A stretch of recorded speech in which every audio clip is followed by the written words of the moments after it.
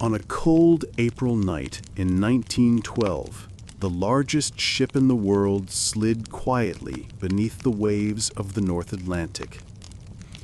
Everyone knows the name, Titanic. We know the broad strokes, the iceberg, the lifeboats, the orchestra that played as the deck tilted into darkness.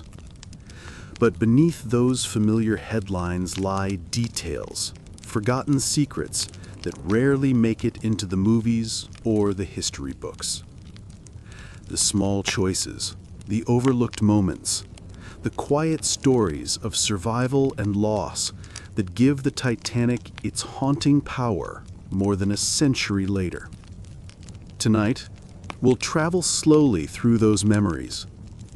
We'll talk not only about the tragedy, but about the curious details of daily life aboard the ship.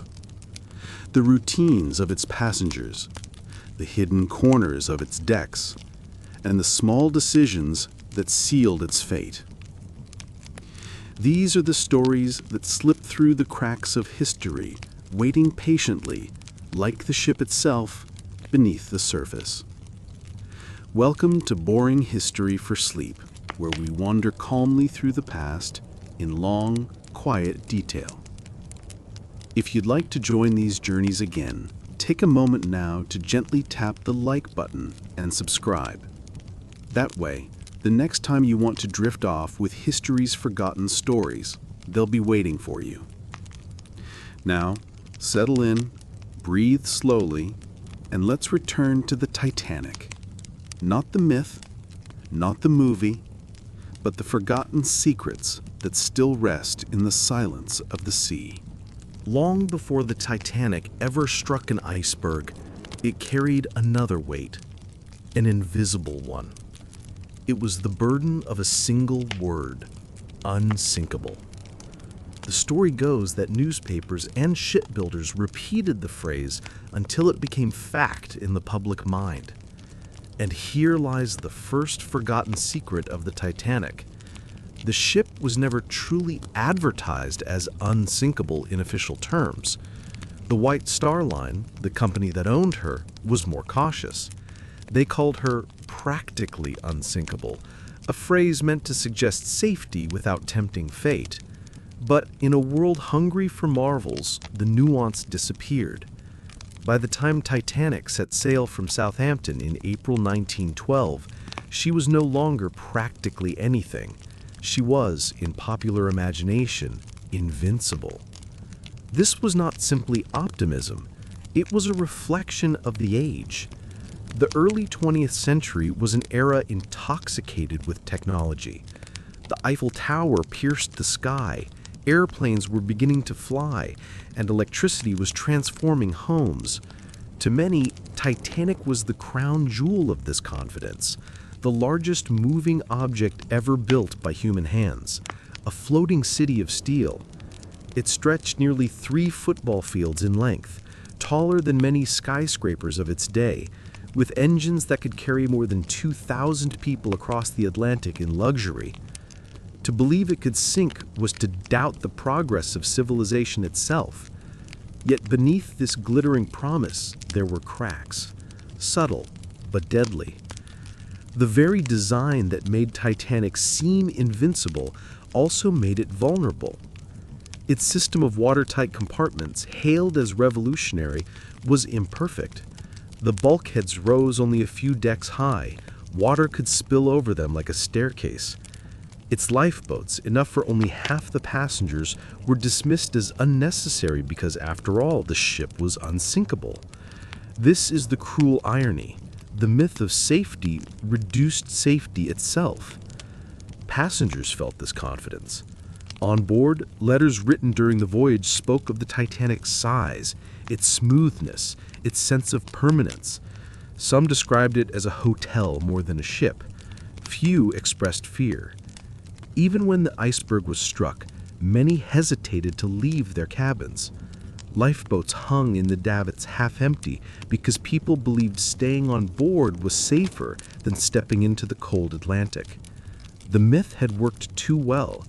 It lulled people into calm when urgency was needed. And yet, Here is the secret detail often overlooked. Not everyone was fooled. Among the crew, some whispered concerns. Engineers knew the limitations of the bulkheads. Officers knew that even the best ship could be brought down by ice. But hierarchy, discipline, and the desire not to alarm passengers kept those doubts quiet. The Titanic sailed forward, burdened by silence as much by steel. So when we think of the word unsinkable, we should see it not as a boast, but as a trap. It was less a fact about the ship than a story about human faith in progress. The Titanic was not only undone by an iceberg, it was undone by belief. And that is perhaps the first forgotten secret, that the tragedy began not in the Atlantic, but in the mind, long before the ship left port. When people think of the Titanic, they picture the iceberg, the lifeboats, the orchestra. They picture the night of tragedy. But to truly understand the ship, we must step back and imagine her as she was during those first days at sea, not a wreck, but alive. For in April 1912, before the collision, the Titanic was not a disaster. It was a city, and within her steel walls, life unfolded with a rhythm as complex and fascinating as any town on land. The first forgotten secret of Titanic is this: it was not just a ship. It was a miniature world carrying people from every walk of life. There were millionaires in silk suits, poor immigrants with only a suitcase, sailors who had worked ships their whole lives, cooks, cleaners, stewards, stokers, over 2,000 people, all living together, each with their own hopes, routines, and worries. For 4 days, they created a society at sea, one that reflected the world they had left behind, but also became something unique.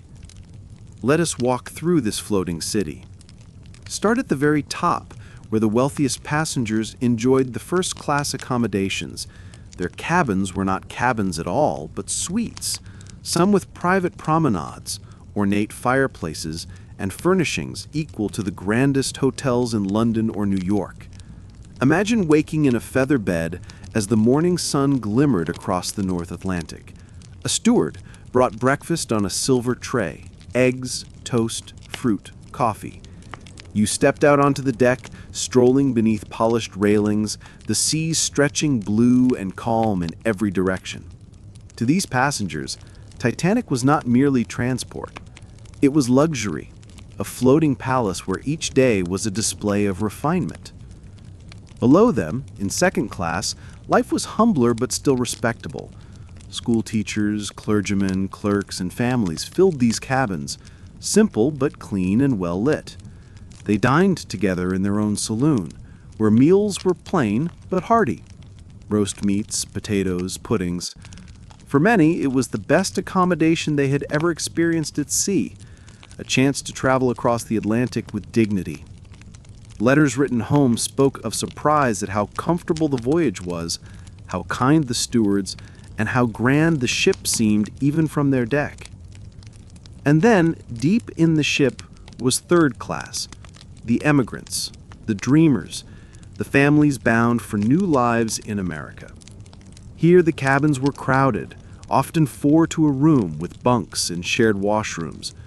The meals were simple: bread, soup, stew, tea. But even this was far better than steerage on most ships of the era.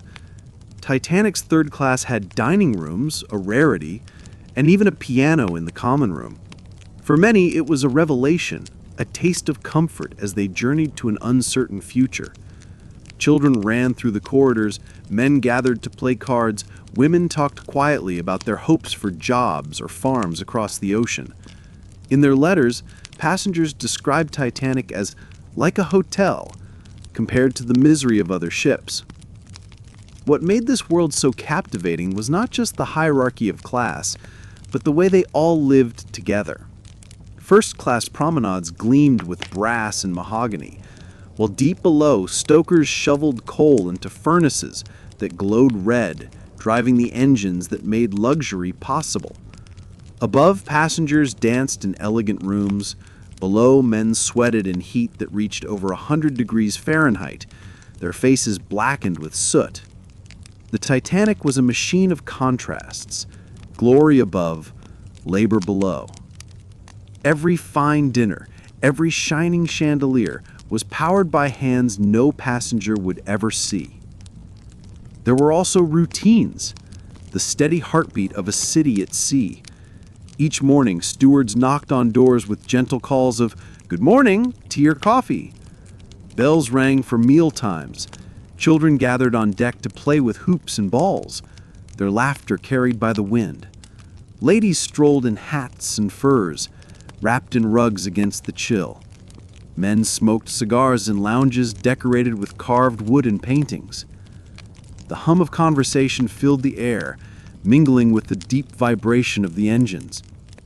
Life on Titanic had rhythm, comfort, even boredom. For most aboard, it was simply a voyage, and the future stretched wide and safe. But behind this normality lay small details, forgotten secrets that make the story sharper. Did you know that Titanic carried a fully functioning Turkish bath, complete with steam rooms, electric baths, and masseurs? That it had a squash court where passengers played games while outside the ocean stretched empty? There was even a swimming pool, the first of its kind on a transatlantic liner, filled with cold seawater. These luxuries seemed excessive at the time, and yet they reflected the ship's ambition to be not just safe, not just efficient, but unforgettable. There were also oddities of design. Lifeboats, fewer than needed, were covered with tarpaulins and stacked neatly, giving the impression they were almost decorative. Some passengers even complained that they spoiled the view from the promenade. The great grand staircase, polished and ornate, became the ship's symbol, a place where passengers lingered, not realizing it would one day be immortalized as a backdrop for tragedy. And then there was the orchestra. 8 musicians, hired to entertain passengers, played tirelessly in lounges and dining rooms. Their music filled the ship with familiarity, reminding people of home. These men were not officers, not sailors, not scientists. They were entertainers, yet their role would become legendary. In the days before the sinking, they played waltzes and popular tunes as couples danced and sipped drinks. In those moments, Titanic was less a ship and more a world, a stage upon which human life unfolded in all its variety. What is striking looking back is how ordinary it all seemed. Passengers wrote postcards describing the calm sea, the good food, the friendly company. Children remembered the games they played. Few letters spoke of fear. To live on Titanic was to live in a dream of modernity, smooth, steady, secure. The idea that anything could go wrong seemed impossible. And that is the second forgotten secret, that for 4 days Titanic was not tragedy, but triumph. For 4 days it was a city alive, a society afloat, a perfect illusion of safety. When the iceberg came, it shattered not only steel, but routine. The lifeboat drills that had been postponed suddenly mattered. The musicians who had played for entertainment played instead for courage. The class divisions that had seemed natural suddenly became a matter of life and death. But before all of that, Titanic was simply alive. And to understand her story, we must remember those ordinary days, the strolls on deck, the meals in dining halls, the laughter of children, the music drifting through lounges. Because tragedy is never only about the final moment.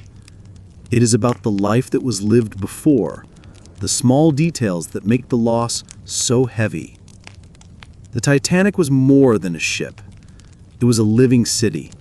And for those who walked her decks in April 1912, it must have felt eternal. That is why her sinking still haunts us, not because a ship went down, but because a whole world went with it. When we think of the Titanic, a few names rise above the rest. Captain Edward Smith, the millionaire John Jacob Astor, perhaps the unsinkable Molly Brown. But the Titanic carried more than 2,000 souls, and most of their stories never made it into the spotlight. They were ordinary people, farmers, teachers, cooks, musicians, maids. Yet within their lives were details as haunting, as human, as unforgettable as the iceberg itself. These are the forgotten secrets of Titanic, the faces in the crowd. Take, for instance, Violet Jessup. She was not a passenger, but a stewardess, hired to serve the wealthiest aboard. Her job was exhausting. Long hours, little rest, endless politeness. When Titanic struck the iceberg, she was ordered to help women and children into lifeboats. She obeyed, calm but shaken. What most people forget is that Violet had already survived the Titanic's sister ship, Olympic, when it collided with another vessel the year before. And she would later survive yet another disaster, the sinking of Britannic during the First World War. 3 times she stepped aboard ships that fate seemed to mark, and 3 times she walked away alive. To her colleagues, she became something of a legend, a woman who carried within her the strange luck of survival, as if the sea itself could not take her. Or consider the 8 musicians, led by Wallace Hartley. Everyone remembers that they played as the ship went down, but what is often forgotten is the very human detail. They had originally been hired not as a single orchestra, but as 2 separate ensembles. When the ship struck the iceberg, they united, setting aside rivalry to play together for terrified passengers. Survivors recalled them standing calmly on the deck, playing waltzes and hymns while chaos unfolded around them. Their final tune has been debated. Was it Nearer, My God, to Thee? Or perhaps Autumn, a slower, more haunting piece? No one knows for certain. What is certain is that they played until the end, their instruments the last voices heard above the Atlantic's roar. In that, they became more than musicians. They became symbols of calm in the face of terror, a reminder that dignity can survive even as a ship sinks. There were other quiet stories. The Navratil children, 2 young boys traveling under assumed names, carried by their father who was attempting to take them away from their mother after a bitter separation. When he realized he would not survive, he placed them in a lifeboat, kissing them goodbye with words they were too young to understand. They became known afterward as the Titanic Orphans, 2 small boys found in New York, speaking only French, their identity a mystery until their mother came to claim them weeks later. Behind the grandeur of Titanic lay such personal tragedies, stories of families broken and reunited, lives altered not only by death, but by survival. Then there were the crew, the stokers deep in the engine rooms. While passengers dined and danced, these men shoveled coal into furnaces, sweating in heat over 100 degrees Fahrenheit. When the iceberg tore into the hull, they were among the first to know, water rushing into their world below decks. Many never had a chance to escape. Yet some stayed at their posts, keeping the lights burning and the pumps working until the last possible moment. Without them, the ship would have sunk far sooner and far fewer would have escaped. Their names are seldom remembered, but their sacrifice gave hundreds of others a chance at life. Another forgotten face is that of Margaret Hayes, a young woman traveling with her little dog. When the ship struck the iceberg, she carried the dog with her into a lifeboat, wrapping it in her coat. The animal survived, one of only a handful of pets to do so.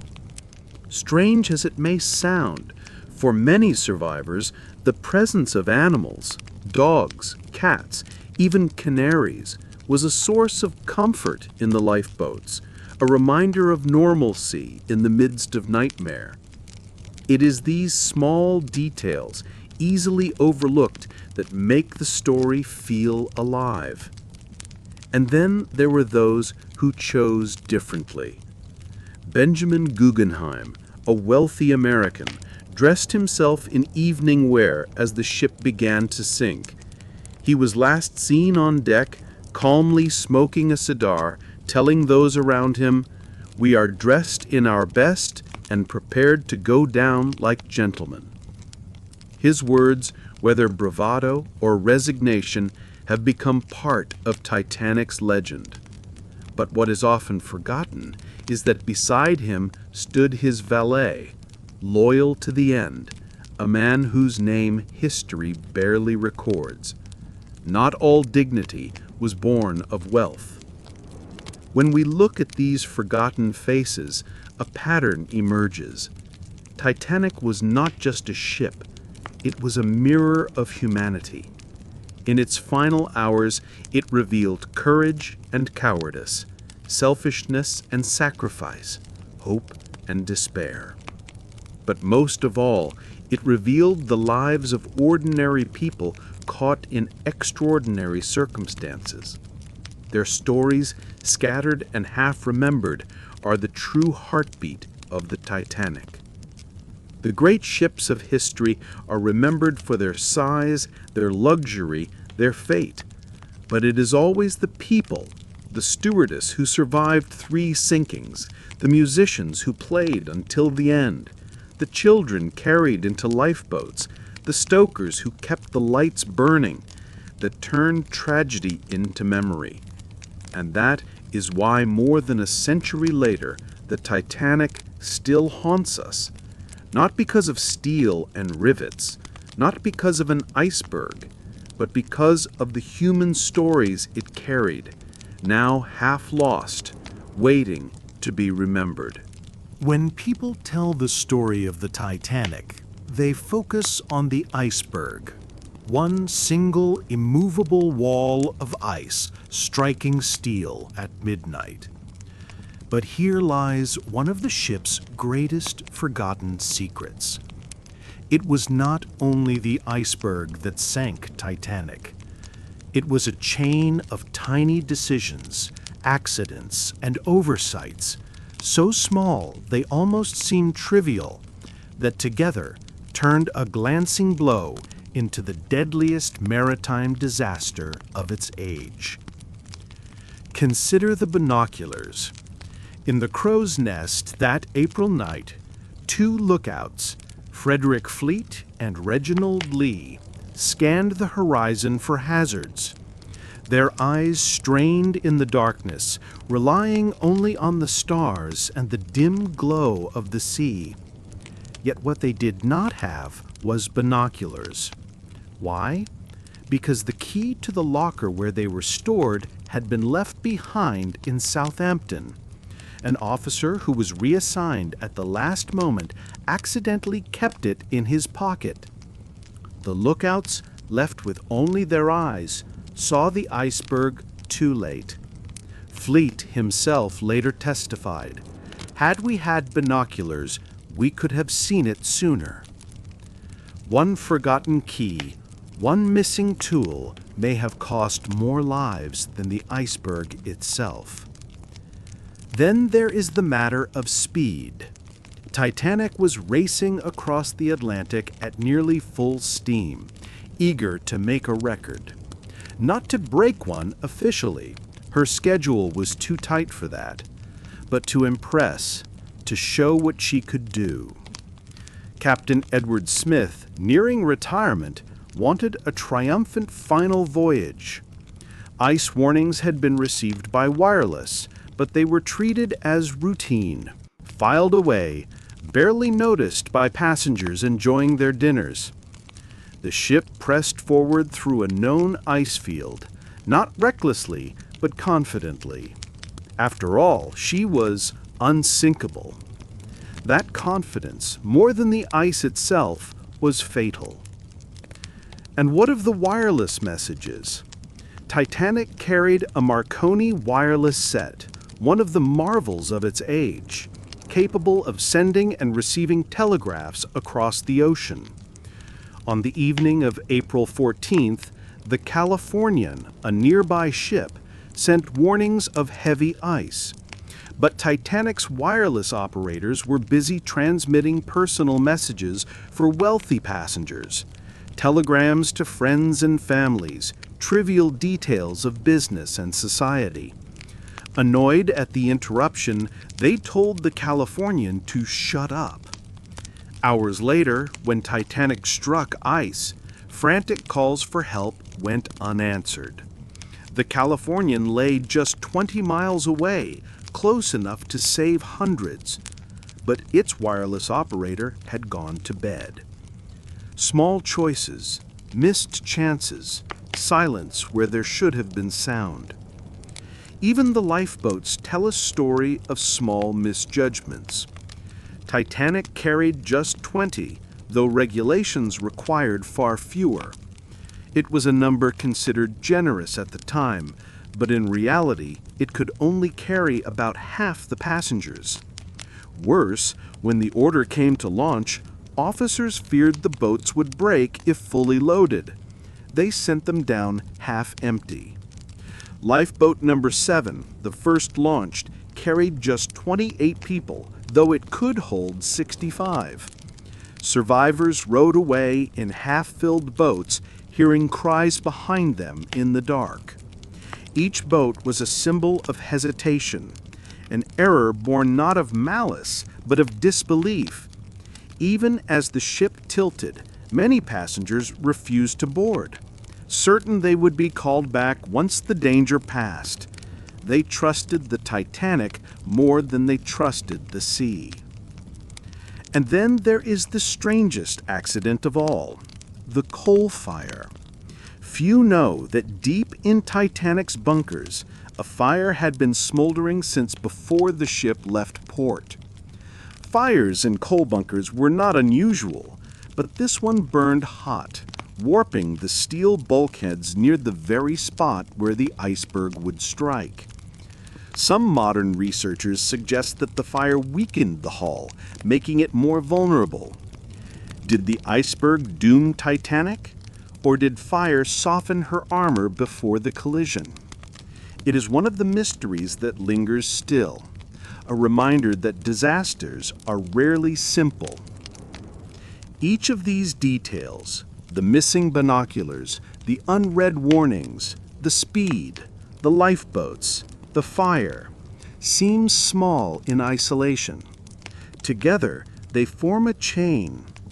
Break any one link, and the story might have ended differently. With binoculars, the iceberg might have been seen in time. With slower speed, the ship might have swerved. With more lifeboats, more lives could have been saved. With clearer wireless communication, rescue might have come sooner. Titanic was sunk not only by nature, but by accumulation, the weight of small mistakes, each forgotten until it was too late. This is the haunting truth. The greatest ship of her age was undone not by one great failure, but by a series of ordinary ones. It was not only arrogance alone, nor steel alone, nor ice alone. It was human. And that is why the Titanic still fascinates us more than a century later. Because when we look at her story, we are not just looking at a ship in the dark. We are looking at ourselves, at how easily our confidence, our distractions, our small decisions can unravel into catastrophe. And that, perhaps, is the forgotten secret of Titanic. She did not fall to an iceberg. She fell to 1,000 tiny silences, missed signals, and overlooked details. Proof that history is often shaped not by the grand and obvious, but by the small and unseen. When people tell the story of the Titanic, they focus on the iceberg. One single immovable wall of ice striking steel at midnight. But here lies one of the ship's greatest forgotten secrets. It was not only the iceberg that sank Titanic. It was a chain of tiny decisions, accidents, and oversights, so small they almost seemed trivial, that together turned a glancing blow into the deadliest maritime disaster of its age. Consider the binoculars. In the crow's nest that April night, two lookouts, Frederick Fleet and Reginald Lee, scanned the horizon for hazards. Their eyes strained in the darkness, relying only on the stars and the dim glow of the sea. Yet what they did not have was binoculars. Why? Because the key to the locker where they were stored had been left behind in Southampton. An officer who was reassigned at the last moment accidentally kept it in his pocket. The lookouts, left with only their eyes, saw the iceberg too late. Fleet himself later testified, "Had we had binoculars, we could have seen it sooner." One forgotten key, one missing tool may have cost more lives than the iceberg itself. Then there is the matter of speed. Titanic was racing across the Atlantic at nearly full steam, eager to make a record. Not to break one officially, her schedule was too tight for that, but to impress, to show what she could do. Captain Edward Smith, nearing retirement, wanted a triumphant final voyage.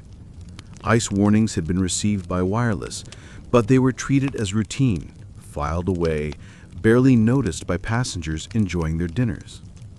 The ship pressed forward through a known ice field, not recklessly, but confidently.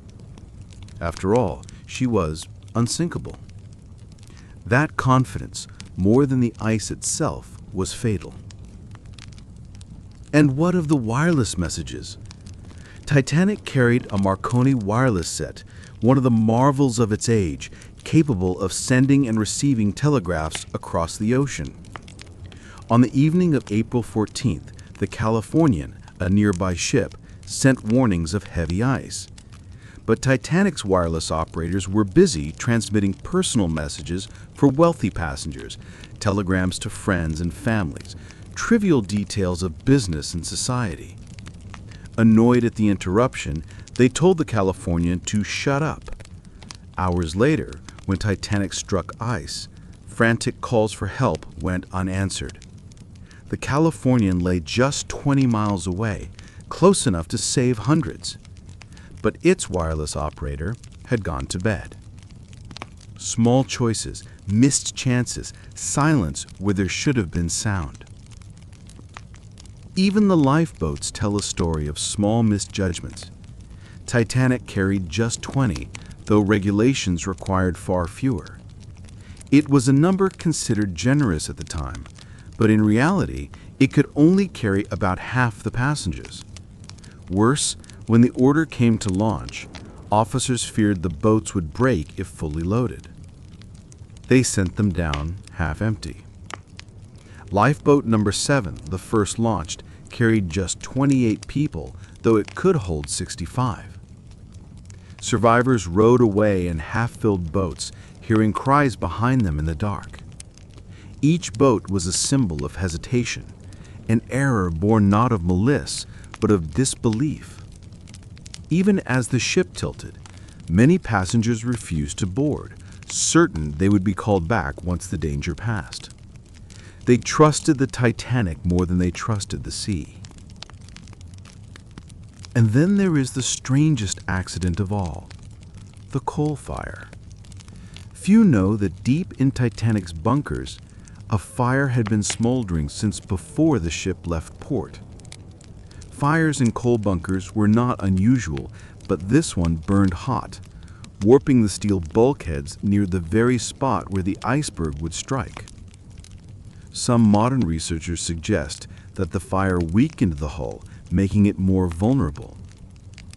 Did the iceberg doom Titanic, or did fire soften her armor before the collision? It is one of the mysteries that lingers still, a reminder that disasters are rarely simple. Each of these details, the missing binoculars, the unread warnings, the speed, the lifeboats, the fire, seems small in isolation. Together, they form a chain. Break any one link, and the story might have ended differently. With binoculars, the iceberg might have been seen in time. With slower speed, the ship might have swerved. With more lifeboats, more lives could have been saved. With clear wireless communication, rescue might have come sooner. Titanic was sunk not only by nature, but by accumulation, the weight of small mistakes, each forgotten until it was too late. This is the haunting truth. The greatest ship of her age was undone not by one great failure, but by a series of ordinary ones. It was not only arrogance, nor steel, nor ice alone. It was human. And that is why the Titanic still fascinates us more than a century later. Because when we look at her story, we are not just looking at a ship in the dark. We are looking at ourselves, at how easily our confidence, our distractions, and our small decisions can unravel into catastrophe. And that, perhaps, is the forgotten secret of the Titanic. She did not fall to an iceberg. She fell to 1,000 tiny silences, missed signals, and overlooked details, prove that history is often shaped not by the grand and obvious, but by the small and unseen. When a ship sinks, the story should end at the bottom of the sea. Steel and wood sink into silence, names are carved on memorials, and the world moves on. But the Titanic did not simply vanish into the Atlantic that April night in 1912. Long after her lights went out, whispers lingered, dreams, warnings, coincidences so uncanny that they blurred the line between chance and fate. It is in these stories, half remembered and half believed, that the Titanic lives on as more than a disaster. She becomes a mystery. Even before she sailed, there were those who felt unease. Some passengers later recalled vivid premonitions, dreams that seemed to foreshadow their fate. A few canceled their tickets at the last minute, citing an inexplicable dread. One woman, Mrs. Jessie Brown, told friends she had dreamed of a ship sinking and refused to board. Others were less fortunate. They dreamed of disaster, laughed it away, and stepped aboard anyway. After the sinking, survivors spoke of those warnings with awe, as though the sea had whispered to them in their sleep.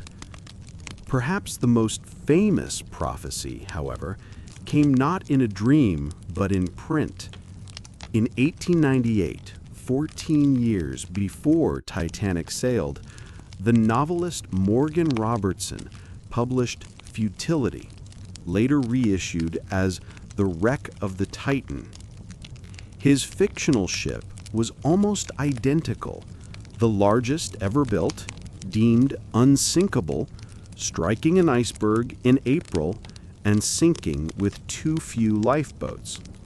The parallels were so precise that after 1912, readers were convinced Robertson had foreseen the tragedy.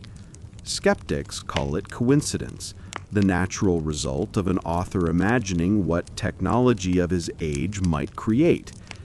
Yet the resemblance remains unsettling. a forgotten secret that keeps the Titanic wrapped in a fog of fate.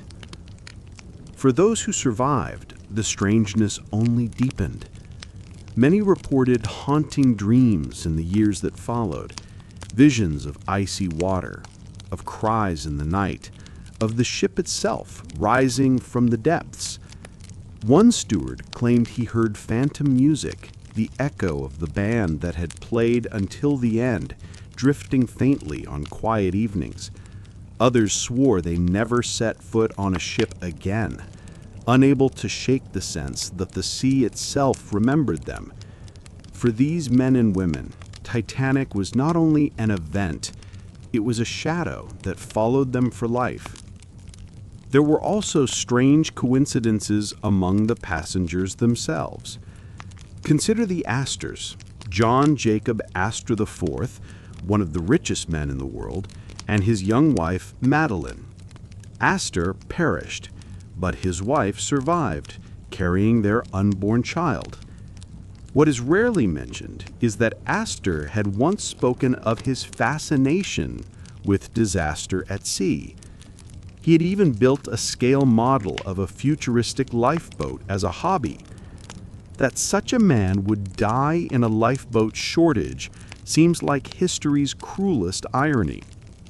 Or take the case of Edith Rosenbaum, a fashion journalist traveling with a trunk full of gowns. As the ship sank, she carried into a lifeboat not clothing, but a small toy pig, a musical pig given to her as a good luck charm. In the lifeboat, she wound its handle, and its cheerful tune soothed frightened children as the night wore on. That such a trivial object, a toy pig, should become a symbol of hope is one of those details history hides in its margins. Forgotten by many, it is one of the strangest survivals of all. Even the rescue carried its echoes of mystery. The Carpathia, the ship that saved Titanic survivors, had itself been delayed by ice. Had it sailed on schedule, it might not have been in position to respond. Instead, it arrived just in time to pluck hundreds from the freezing sea. Was it chance, fortune, or the sea's quiet way of balancing the scales? Survivors debated it endlessly, some calling it divine providence, others a cruel joke, saving a few while so many were lost. The coincidences did not end there. Some survivors found themselves linked to the sea again and again. Take Charles Lightlower, Titanic's second officer. He survived the disaster by clinging to an overturned lifeboat. Decades later, during World War II, he used his personal yacht to help evacuate soldiers from Dunkirk, once again saving lives on the water. It is as if his fate remained tied to the sea, haunted by both tragedy and redemption. And then there are the cultural echoes, the way Titanic seemed to leave a mark on art, literature, even collective memory. Plays and poems sprang up within months, some eerily mirroring events survivors had not yet revealed. Families claimed to see visions of lost loved ones in mirrors or to hear their voices in the night. Newspapers told of dreams recorded days before the sinking, written in diaries that only later were read with shivers of recognition. How many were true? How many embellished? It scarcely matters. For those who believed, Titanic had not only claimed lives, but also bent time, scattering signs before and after her fall. The most haunting coincidence, perhaps, is how ordinary it all seemed until it was not. Passengers wrote letters describing calm seas, music, laughter. Nothing felt wrong. Then, in one sudden collision, everything changed. That shift from ordinary comfort to extraordinary disaster has left a permanent scar on memory. It is why people continue to search for meaning in dreams, warnings, and coincidences, because the Titanic doesn't feel like an accident. It feels like a story written with too much symmetry, too much irony, too much fate to be random. And maybe that's the greatest secret of all. The Titanic reminds us that history is never only about facts. It's about the patterns we see, the signs we choose to believe, the coincidences we can't explain. Dreams, prophecies, strange twists of luck, whether real or imagined, turn a sinking ship into a legend. They make us wonder not just about steel and ice, but about destiny itself. So when you think of the Titanic, remember not only the iceberg and the lifeboats, but also the whispers, the book that foretold it, the dreams that warned of it, the toy pig that played in the darkness, the ship on the horizon that never came. These are the shadows that linger after the sinking, the mysteries that make the Titanic more than a shipwreck. They make it a story that still refuses to end. For more than 70 years after the Titanic slipped beneath the North Atlantic, she existed only in memory and imagination. Survivors told their stories, newspapers reprinted their accounts, filmmakers recreated her final night in flickering black and white. But the ship itself, those steel decks, those twisted railings, those forgotten cabins, lay hidden in the dark, 2.5 miles beneath the sea. The wreck was not found until 1985, when a joint American-French expedition led by Robert Ballard and Jean-Louis Michel finally revealed her resting place. What they discovered was not just a shipwreck. It was a time capsule, a frozen moment of 1912 preserved in silence. And with it came new mysteries, some solved, many still unanswered. The first shock was the condition of the wreck itself. Ballard's team had expected to find Titanic intact, perhaps resting upright on the seabed. Instead, she had broken in two. Her bow lay upright, still hauntingly recognizable, while her stern was a twisted ruin, torn apart as it spiraled downward. The violence of that breakup was greater than many had imagined. How had the ship, deemed unsinkable, come to such a catastrophic end? The evidence on the seabed forced historians and engineers to reconsider long-accepted theories. Titanic had not simply filled with water and slid beneath the waves. She had snapped, torn apart by forces of buoyancy and pressure. The tragedy was greater and more violent than even survivors had known.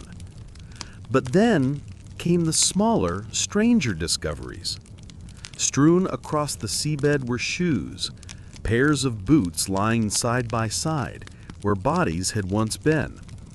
The ocean had claimed the flesh, but leather remained, leaving silent outlines of the people who had died there.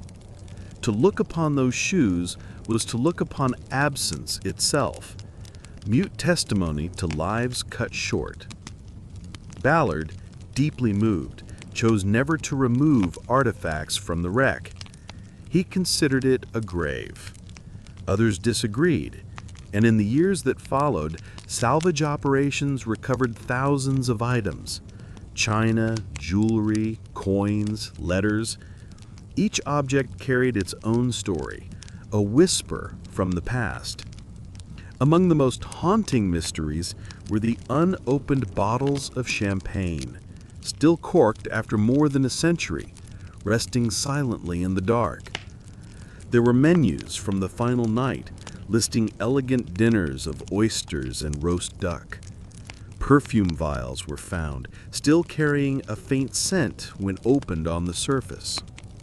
It was as if fragments of 1912 had survived untouched, waiting to be smelled, held, and remembered. And yet, with every artifact came the same question. Should they remain at the bottom of the sea, or should they be brought to light? Is Titanic a memorial or a museum? That debate continues to this day, dividing those who see the wreck as sacred from those who see it as history's treasure chest. The wreck also challenged what we thought we knew about the iceberg collision. Analysis of the steel plates showed signs of brittle fracture, suggesting the ship's metal was unusually weak in the freezing Atlantic waters. Microscopic studies of rivets revealed flaws in their manufacture, tiny imperfections that may have caused them to pop under stress, opening seams to the sea. Suddenly, the Titanic's sinking was not only about fate, but about materials, about choices made in distant shipyards, invisible to the passengers who trusted her. Then there were the mysteries of time itself. The wreck sits in a place of eternal darkness, where pressures crush and temperatures hover near freezing. Yet even here, life exists. Colonies of bacteria that feed on iron, slowly consuming the ship.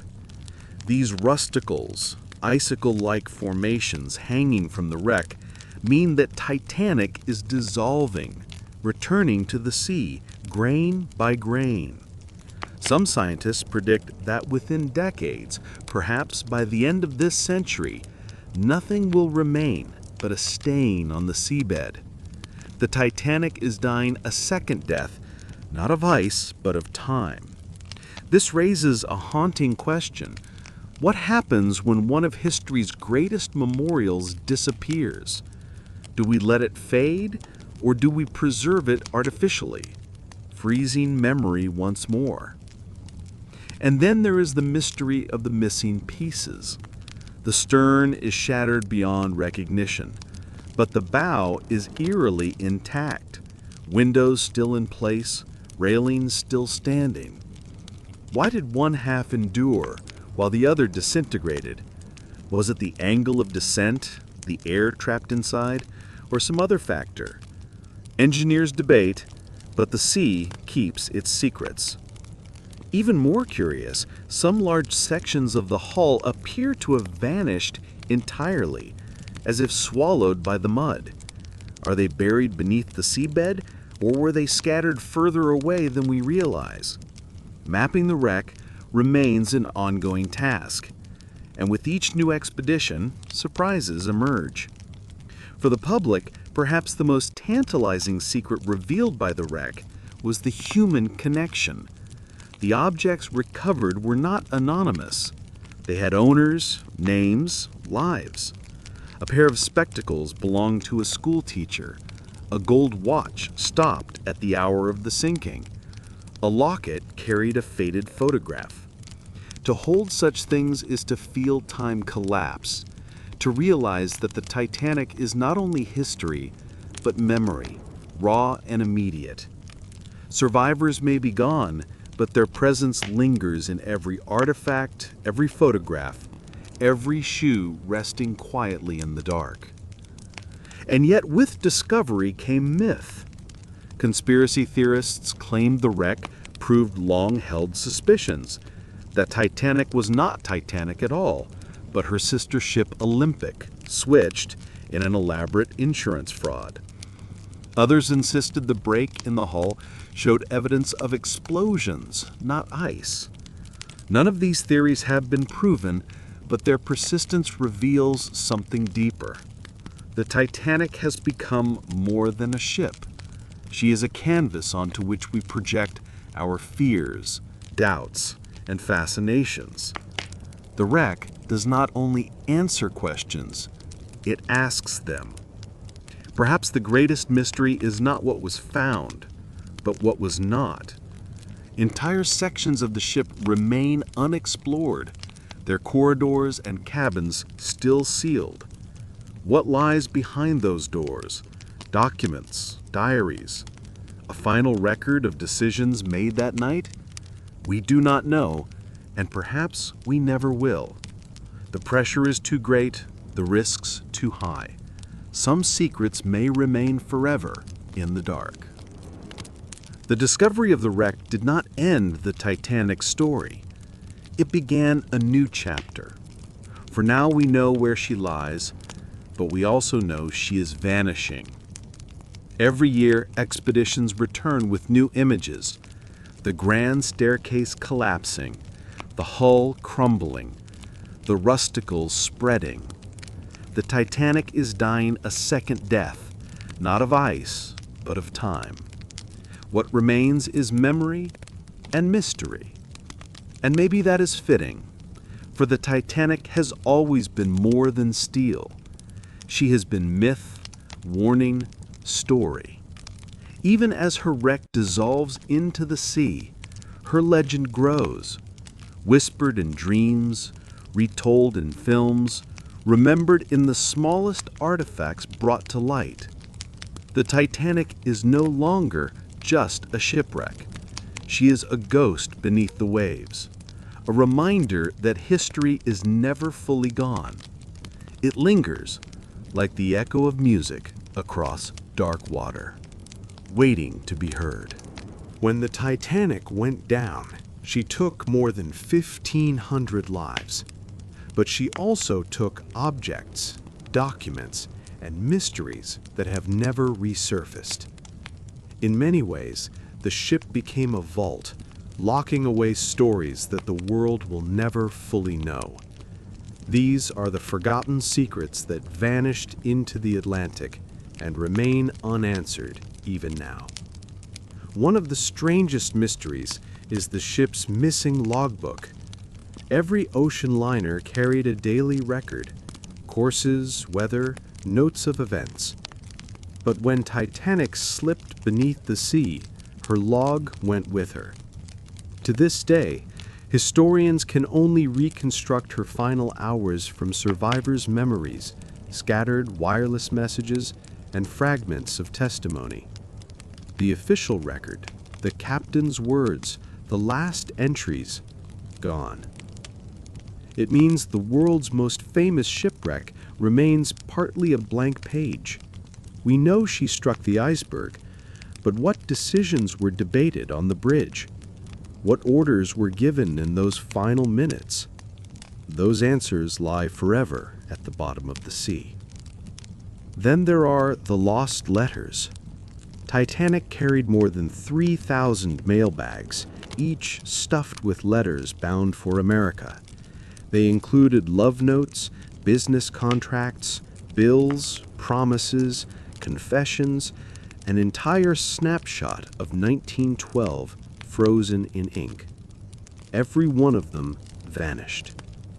Imagine the conversations we will never hear, the voices silenced not by death, but by water. When divers found the wreck, they discovered iron mail sacks still stacked, but the paper had long since dissolved. The Atlantic became the keeper of secrets too personal to survive. Among the lost cargo were also priceless works of art. Titanic carried paintings, sculptures, even a rare edition of Omar Khayyam's Rubaiyat, bound in gold and studded with jewels. Its value was immense, its craftsmanship unique.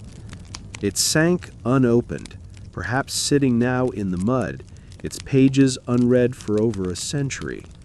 For collectors, it is a haunting thought, a masterpiece locked in a coffin of steel and water. And then there is the mystery of the safe. Survivors recalled valuables stored in Titanic's purser's office, jewels, cash, gold. Some of these have been recovered by salvage teams, but many have not. Did they sink deeper into the wreckage, or are they still hidden within sealed cabins? The truth may never be known. The ocean is vast, the wreck fragile, and to disturb too much is to risk destroying what remains. Titanic is both a treasure chest and a grave, and we do not know which identity to honor. Even personal belongings tell their own mysteries. Whole trunks of clothes, instruments, diaries, all disappeared. We know of a musician's violin that was later found, water-stained but intact. But how many other instruments lie unrecovered? What music did passengers carry with them? What pages of journals recorded their thoughts that final day? Each vanished object is a lost voice, a silenced witness. Perhaps the most haunting disappearance is that of the iceberg itself. For all its power, for all the destruction it caused, the iceberg drifted silently south and melted within weeks. No one knows its exact shape, its final fate. It slipped back into the sea as though it had never been there, leaving behind only scars in steel and memory. The greatest villain of the story, like a ghost, vanished without a trace. And then there are the human mysteries. Some bodies were never recovered, swallowed by the sea. Whole families vanished, their names known only from passenger lists. Survivors spoke of faces they never saw again, companions who seemed to disappear into the night. Each of these is its own secret, a story unfinished. What makes these vanishings so compelling is not just what was lost, but what it means. Every letter gone is a life interrupted. Every object missing is a fragment of history erased. Every document dissolved is a question that will never be answered. The Titanic was more than a ship. It was a library, a museum, a living city. When she sank, she pulled that library into the deep. And unlike other disasters, where ruins can be rebuilt or papers recovered, the Titanic's vault is sealed by the sea. Even now, with advanced technology, we cannot open all its doors. Whole sections of the wreck remain inaccessible, cabins filled with unknown belongings. In those dark rooms may lie diaries, coins, photographs, relics that would astonish us. But to reach them would mean tearing open a tomb. And so, for now, the secrets remain with the ship, hidden in silence. That is perhaps the greatest mystery of all. We know the Titanic better than any ship in history, and yet we will never know her fully. She is both famous and unknowable, remembered and forgotten. Her wreck gives us fragments, glimpses, but never the whole. Like the passengers who walked her decks, her story is incomplete. And maybe that is why she haunts us, because she reminds us that history is not a finished book. It is a manuscript with missing pages, lost in the deep, unread forever. When the Titanic disappeared beneath the Atlantic in 1912, the world demanded answers. An iceberg had struck a ship called Unsinkable, and in just 2 hours and 40 minutes, more than 1,500 lives were gone. But the truth, simple as it seemed, never satisfied. Too many coincidences, too many unanswered questions, too much shock. And so, almost from the very morning after, another kind of story began to rise. Not the official record, but the whispers. Titanic, they said, was not just a tragedy. It was a plot, a cover-up, perhaps even a curse. Over the years, these whispers have grown into legends, retold in books, films, and endless speculation. Some are fantastical, some absurd, some strangely convincing. Together, they form a second story of Titanic, one built not on steel and ice, but on shadows. The most famous of these theories is the Olympic switch. Titanic had a sister ship, RMS Olympic, nearly identical in design. In 1911, Olympic suffered a collision that left her damaged. Repairing her was costly, and rumors claimed the White Star Line hatched a desperate plan: swap the names of the two ships.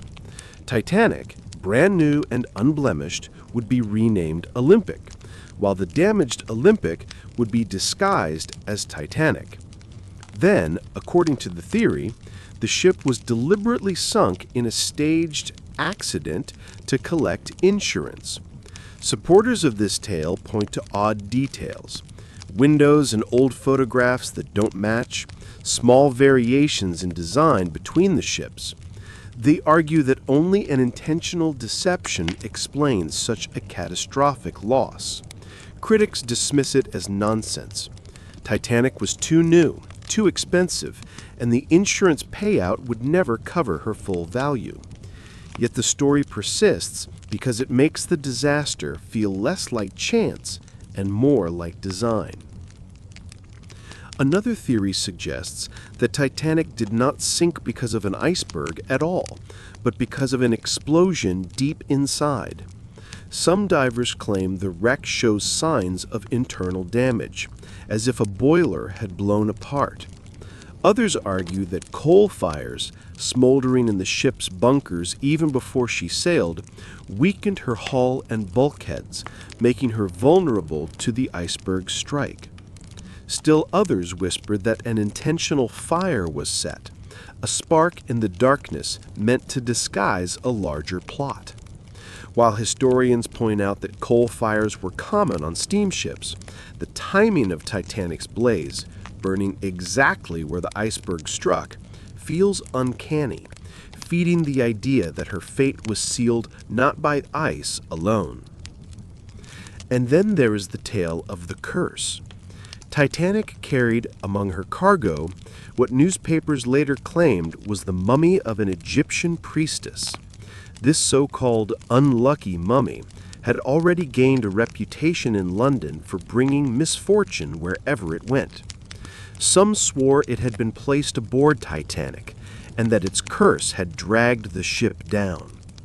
In truth, no mummy was ever on the manifest.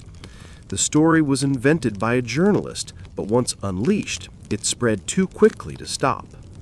People preferred the poetry of a curse to the banality of poor planning. To this day, the tale resurfaces, proving that we still crave myth even when facts are available. There are darker theories still. Some insist that powerful financiers were aboard, or were supposed to be. Among the dead were men opposed to the creation of the U.S. Federal Reserve. Could their deaths have been arranged, the sinking a convenient accident? Most historians dismiss this as fantasy, pointing out that just as many financiers survived, including J.P. Morgan, who had planned to sail on Titanic but canceled at the last moment. Yet the coincidence that a man so central to the ship's ownership skipped the voyage that became history's greatest maritime disaster remains suspicious to some. Other conspiracies focus on the rescue that never came. The Californian, that ship just 20 miles away, saw Titanic's rockets but never moved. Was its captain truly confused, or was it ordered to stand down? Some say the Californian was engaged in secret business, smuggling or covert operations, and feared exposure if it approached. Others whisper that it was deliberately placed nearby, part of the switch plot gone wrong. The silence of the Californian remains one of Titanic's most haunting mysteries, fertile soil for speculation. Even the wreck itself has fueled conspiracies. When Robert Ballard discovered Titanic in 1985, he insisted no artifacts be removed. But soon after, other expeditions began salvage operations, pulling china, jewelry, even personal belongings from the seabed. Some claim to find evidence of additional damage, holes in the hull inconsistent with iceberg impact. Were these the marks of explosions, perhaps even sabotage? or simply the violence of a ship breaking apart under pressure. No consensus has been reached, and the mystery lingers in the shadows of the wreck. And then there is the strangest prophecy of all. The novel Futility, published in 1898, describing the wreck of a giant unsinkable liner called Titan, struck by an iceberg in April, sinking with too few lifeboats. The similarities are eerie, almost impossible to ignore. Skeptics call it coincidence. Believers call it fate. But whatever it was, it ensured that when Titanic sank, it felt less like an accident and more like destiny fulfilled.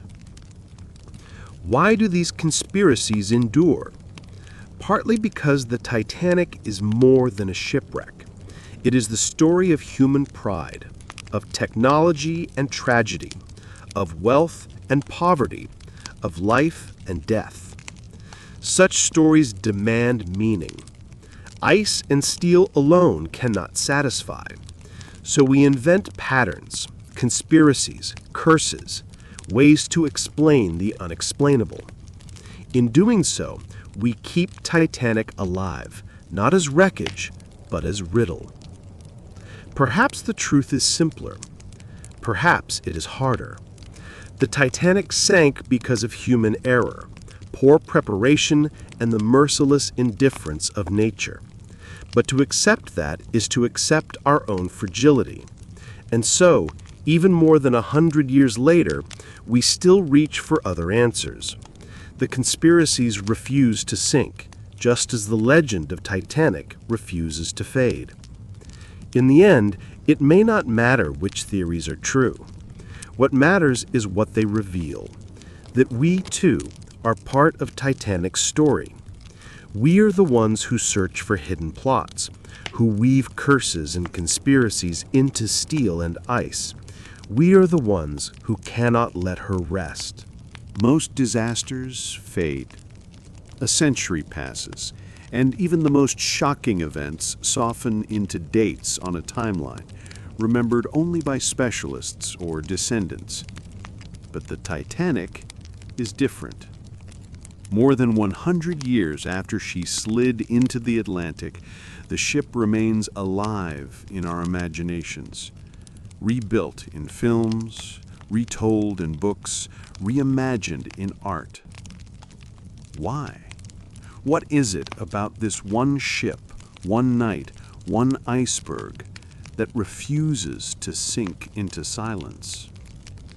To answer that is to explore not just history, but memory itself. The first reason is scale. Titanic was the largest moving object ever created at the time, a floating palace of steel and glass. She represented not just a ship, but an age, an era intoxicated by technology, by the belief that mankind had mastered nature. When she sank on her maiden voyage, it was not just steel that broke, it was confidence. People looked at the ocean differently afterward. If the Titanic could fail, perhaps nothing was safe. This shock echoed far beyond the sea lanes, striking at the very heart of modern identity. It was more than tragedy. It was a symbol of human pride meeting nature's indifference. But size alone does not explain the obsession. Other great ships have sunk. Other disasters have claimed more lives. What sets Titanic apart is the story's perfect drama. It contains every element of myth: wealth and poverty, innocence and arrogance, courage and cowardice. The richest men of the age dined under chandeliers, while emigrant families huddled in steerage.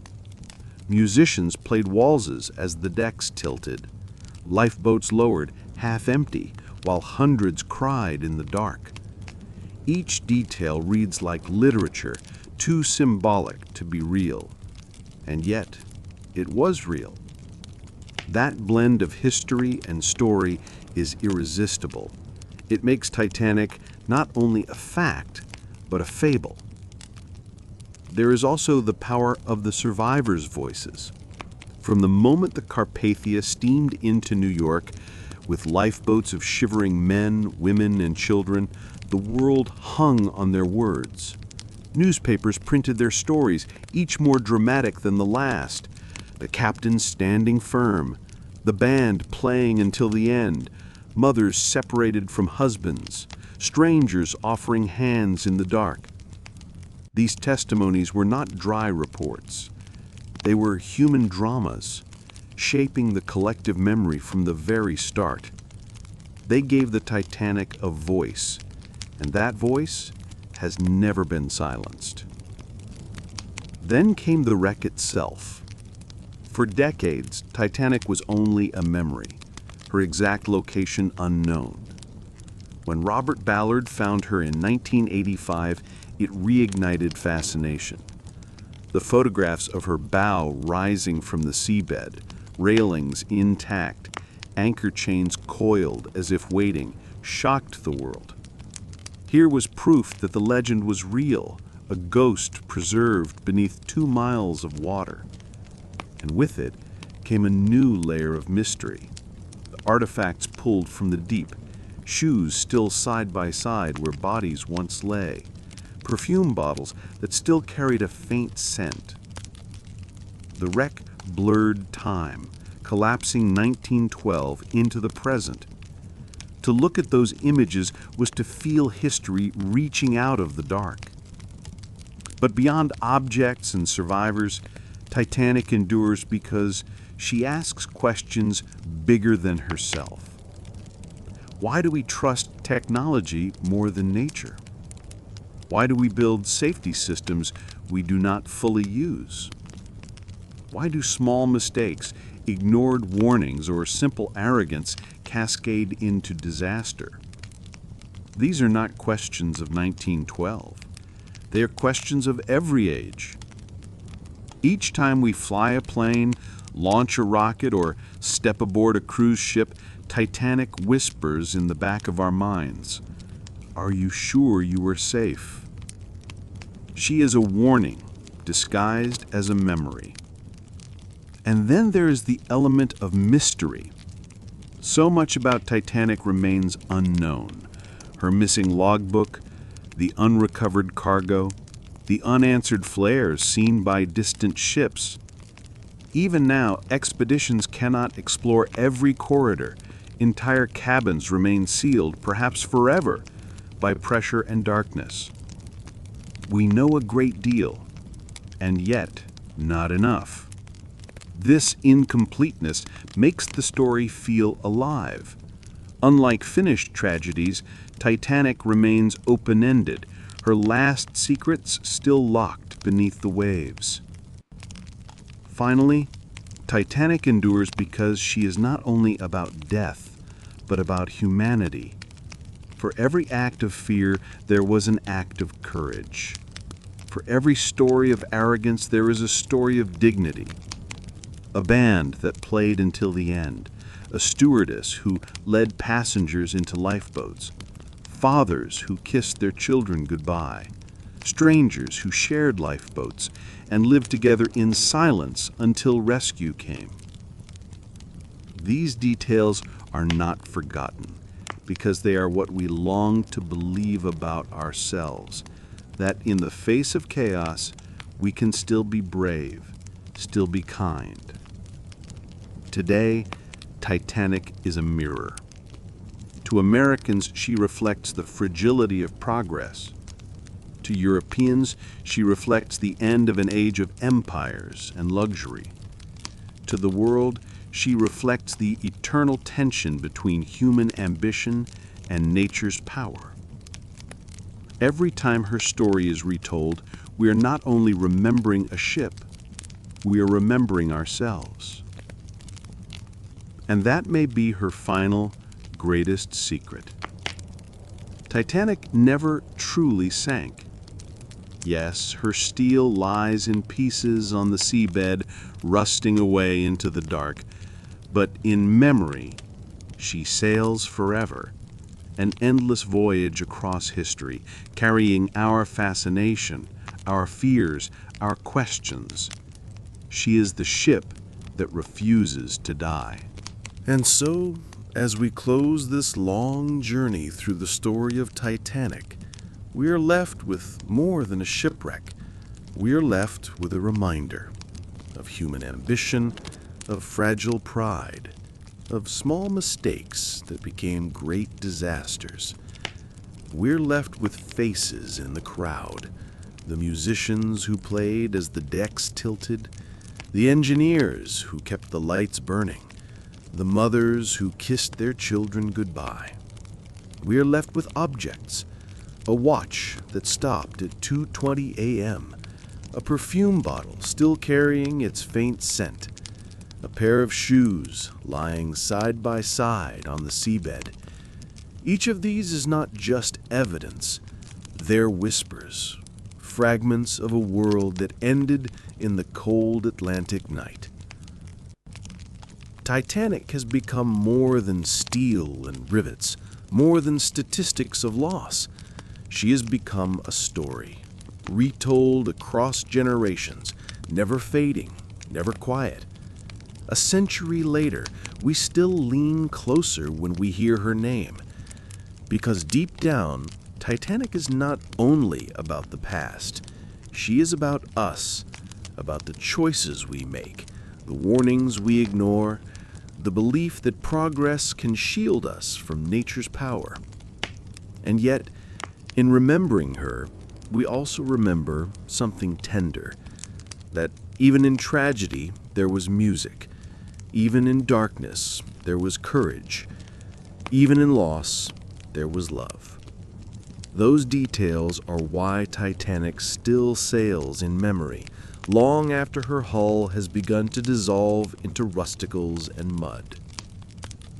Tonight, as you drift towards sleep, imagine her once more, not broken on the seabed, but whole, gliding across a calm sea beneath a sky full of stars, passengers strolling the deck, laughter in the lounges, music drifting through the night air. A floating city, alive just for a moment before history closed its hand. That is the Titanic we carry with us. The dream and the tragedy, the silence and the song. Good night. May her story rest with you gently, like the hush of waves on a quiet ocean, reminding us that even the greatest ships are fragile, and that memory, unlike steel, never sinks.